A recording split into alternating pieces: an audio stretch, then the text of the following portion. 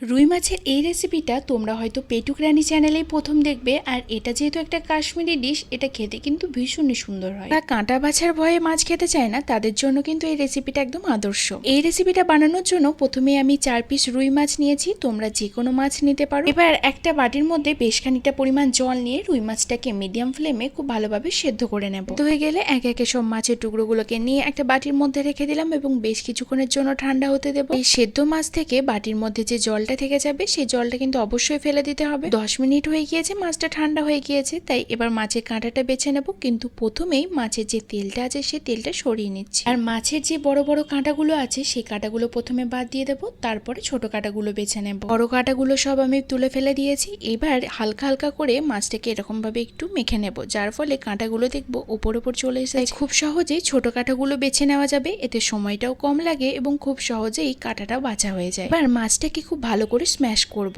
একটুও যেন দানা দানা ভাব না থাকে সেদিকে একটু খেয়াল রাখতে হবে। যেরকম ভাবে ভিডিওতে দেখাচ্ছি এরকম। এবার এই সেদ্ধ মাছের মধ্যে দিচ্ছি স্বাদ মতো নুন, একটু এলাচের পাউডার আর একটু রসুনের পেস্ট। আবার খুব ভালো করে সবকিছু একসাথে মিক্সড করে নেব। এবার এর মধ্যে আমি একটা গোটা ডিমই দিচ্ছি। তোমাদের মাছের যেরকম পরিমাণ হবে সেরকম পরিমাণ মতো ডিমটা দিতে হবে। মানে 200 গ্রাম মাছের জন্য কিন্তু আমি একটা ডিম ব্যবহার করছি। আর ডিমটা মাছের সাথে খুব ভালো করে মিক্সড করে নিচ্ছি এবং এরকম একটা স্মুথ পেস্ট তৈরি হয়ে গিয়েছে। এবার এই মাছের মিশ্রণটা থেকে অল্প অল্প করে একটু মাছের মিশ্রণটা নিয়ে এরকম গোল গোল ফিশ বলের মতো তৈরি করে নেব। এখানে আমার 5 পিস ফিশ বল তৈরি হয়ে গিয়েছে। এবার একটা বাটির মধ্যে নিয়েছি বেশ খানিকটা পরিমাণ জল। এবার এই জলের মধ্যে ফিশ বলগুলোকে দিয়ে মিডিয়াম টু লো ফ্লেমে 3 মিনিটের জন্য ফুটিয়ে নেব। 3 মিনিট হয়ে গিয়েছে, ফুটিয়ে নিয়েছি। এবার 3 মিনিট পর মাছগুলোকে তুলে একটা ডিশের মধ্যে রেখে দিচ্ছি। অন্যদিকে কড়াইয়ের মধ্যে নিচ্ছি বেশ খানিকটা পরিমাণে সর্ষের তেল। তেলটা খুব ভালো করে গরম হয়ে গেলে ফিশ বলগুলোকে দিয়ে গ্যাসের ফ্লেমটা মিডিয়াম ফ্লেমে রেখে একটু লাল লাল করে ভেজে নেব। ফিশ বলগুলো কিন্তু আমি 5 মিনিটের জন্য ঠান্ডা করে তারপরে তেলে দিয়েছি। যাই হোক, ফিশ বলগুলো আমি দুদিকে এরকম লাল লাল করে ভেজে নিচ্ছি। এগুলো ভাজার সময় কিন্তু একটু সাবধানে ভাজতে হবে, না হলে ভেঙে যেতে পারে। ফিশ বলগুলো ভাজা হয়ে গিয়েছে, এবার আমি এগুলো তুলে রেখে দিচ্ছি। এগুলো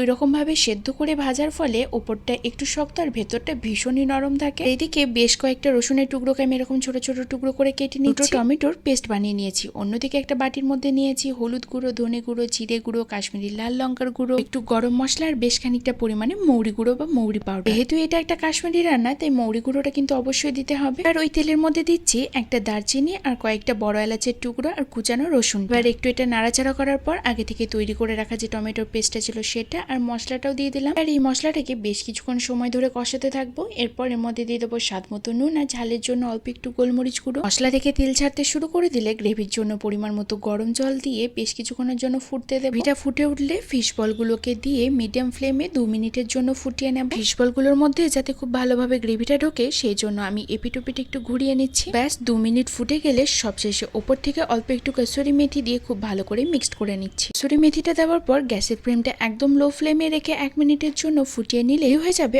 অসম্ভব সুন্দর স্বাদের কাশ্মীরি স্টাইল ফিশ রিস্তে। আমার তো নতুন নতুন রেসিপি ট্রাই করতে ভীষণই ভালো লাগে, তো তোমরাও একবার এই রেসিপিটা ট্রাই করতে পারো এবং আমাকে জানিও তোমাদেরও এই ভিডিওটা কেমন লাগলো।